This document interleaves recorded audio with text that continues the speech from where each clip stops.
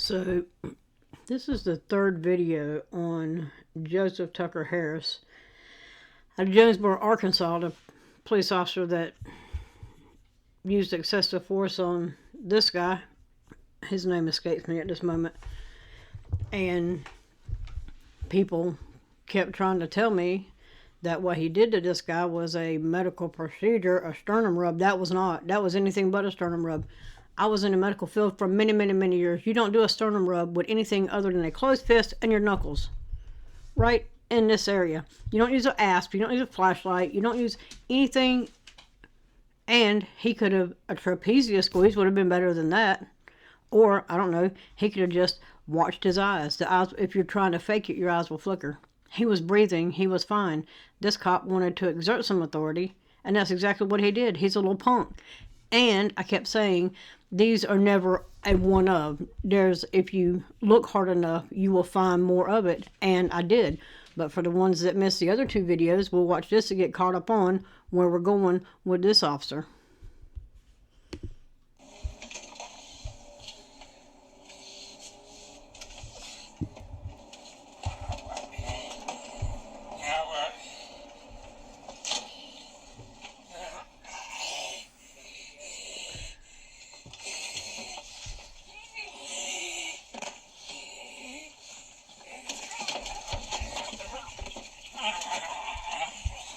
Also, I'd like to note that people also said he didn't punch him. He hit him with an open hand. That was clearly a punch, not an open hand. And if it wasn't, it wouldn't matter. This is still, he is in custody. He has got his hands cuffed behind his back. And he has a seatbelt around his neck. And this one punched him. He should be under the jail.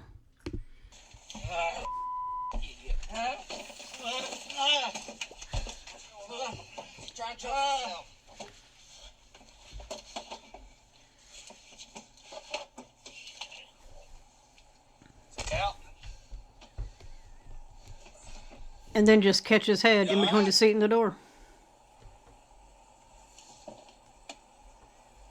Billy, you alright?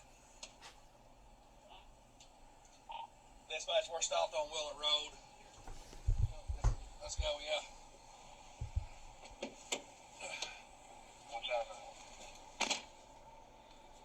What he is about to do is completely incorrect.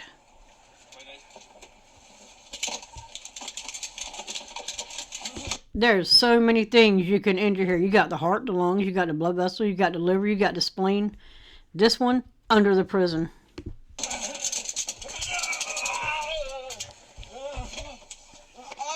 And then his head and neck again.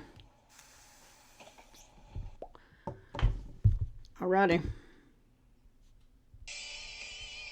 Stop. So, we have this. Jonesboro officers' personnel files reveal pattern of excessive force. Also, this is from January 21st, 2025. That first one we just saw. This one is from January 21st, 2024. Pattern of excessive force complaints. You don't say. Jonesboro Police have released the personnel files of Officer Joseph Harris, who was fired on August 9th for allegedly using excessive force on a jail inmate. Allegedly, we saw it. Police submitted the files to KASU News that contain Harris's redacted, of course, because you're not going to know everything, personnel file, which highlighted a prior suspension for allegedly using excessive force, a complaint filed back in January 2022 from a private citizen, and details of the August 9th complaint that led to his termination. Harris's hiring and training. You'll find this interesting. Harris's personnel file shows that he was hired on May 13th, 2019 as a police officer. On that day, he also signed the Law Enforcement Code of Ethics and Oath of Office. Did he? They have no ethics. On the standards checklist and the initial employment report for the Commission on Law Enforcement Standard and Trainings called CLEAT. They threw the standards in there. It used to be CLET, Commission Law Enforcement Training. They had to throw standards in there because they wanted people to think they had some, and they don't. It showed that Harris did not receive basic training when he was hired. Now, in North Carolina, first thing you do is you go through BLET, Basic Law Enforcement Training. And some departments will hire you and pay you while you go through basic law enforcement training. You can't work in any official capacity. They'll pay your tuition, they'll pay your books and all that shit to go to BLET. And then once successful completion and graduation from basic law enforcement training, you're hired provisionally. You go through the FTO training or your FTO and all that shit. I think it's, I don't know, 6 or 9 months. And then, you're cleared to go out by yourself, and then you can go to college and get some more useless education and, go up in rank. But did not receive basic training when he was hired. However, JPD Public Information Officer Sally Smith said that Harris did get trained in an in-house academy and became certified as an officer. Well, so what'd he do? Look at a couple, I don't know, video slides? I don't know. Smith said that it's common for new hires to not have training, but they have a procedure in place before they get sent to basic training. Okay? They will go to a 2-week departmental policy review. So you sit there and you make sure you know the damn policies. Don't worry about the law, and don't worry about the Constitution that's going to override those unconstitutional laws. You follow this policy that's going to override all of it. 2-week departmental policy training, law enforcement academies. They do not hit the streets until they are certified. Harris was certified before he went through the FTO field training before patrolling the streets on his own. Records show that Harris in 2022 not only received a promotion, but he also received his first documented complaint alleging harassment. Nobody is surprised about that. Promotion and alleged harassment. On January 19, 2022, Perry Van of Jonesboro 63 filed a complaint alleging that he was harassed during a traffic stop the night before. According to the citizen's complaint form filed, Van was leaving an apartment complex on Caraway Road when a police car pulled up behind him with lights flashing. He said that he pulled over into the Hong Kong restaurant parking lot when the officer screamed at him to put both hands out of his car. Van said that he complied, and when the officer approached him, he was told to get out of the car. Van said that he refused to get out of the car after the officer refused to tell him why he was getting pulled over.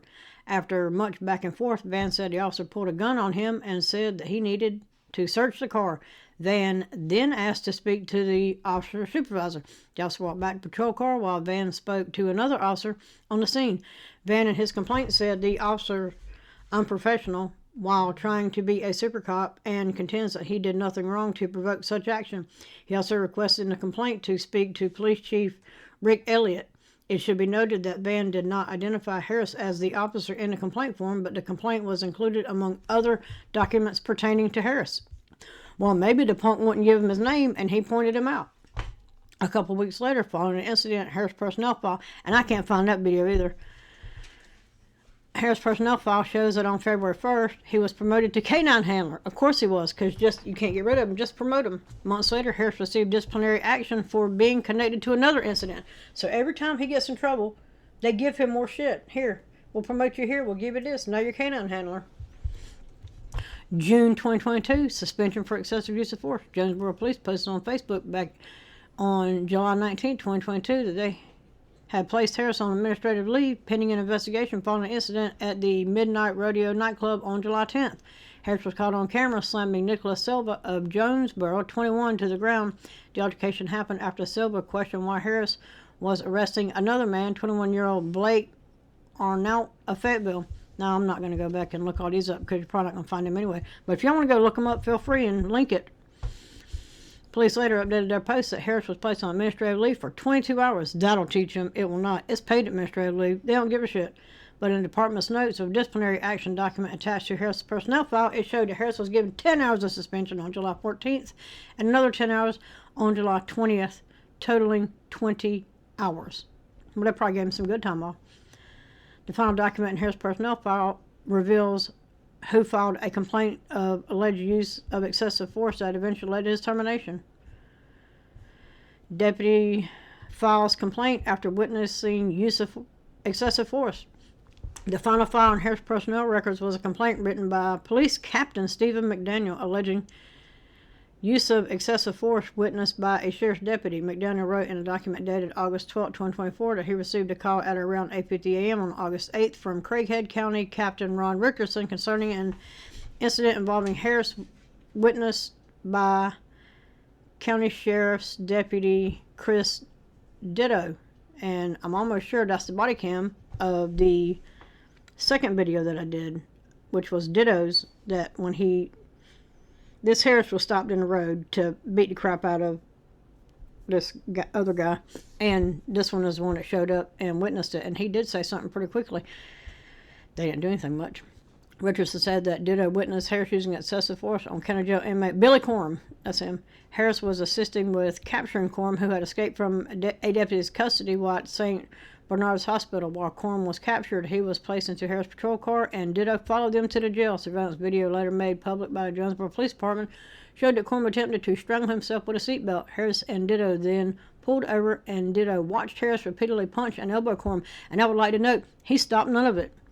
McDaniel said that Richardson and Craighead County investigator David Bailey reviewed the footage as well as additional footage after Harris and Corum returned to the jail. McDaniel said the footage showed that Harris attempted to again strike Corum as they moved past each other. Jail staff were shown in the footage trying to hold back Harris while working to place Corum in a restraint chair. They did, and he hit him again inside of there.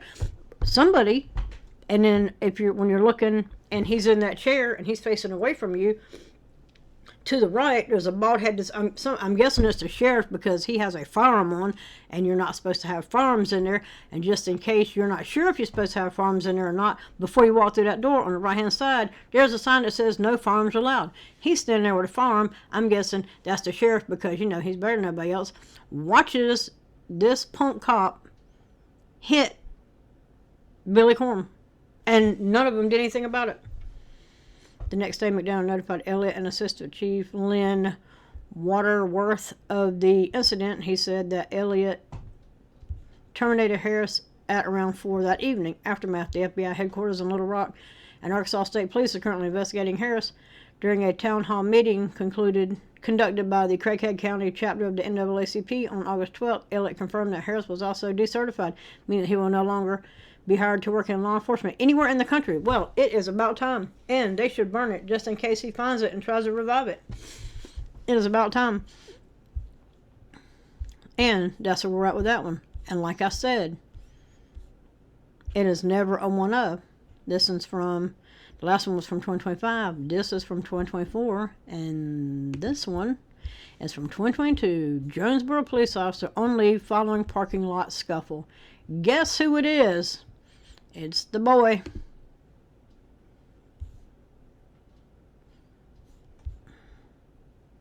No point in having these queued up anymore.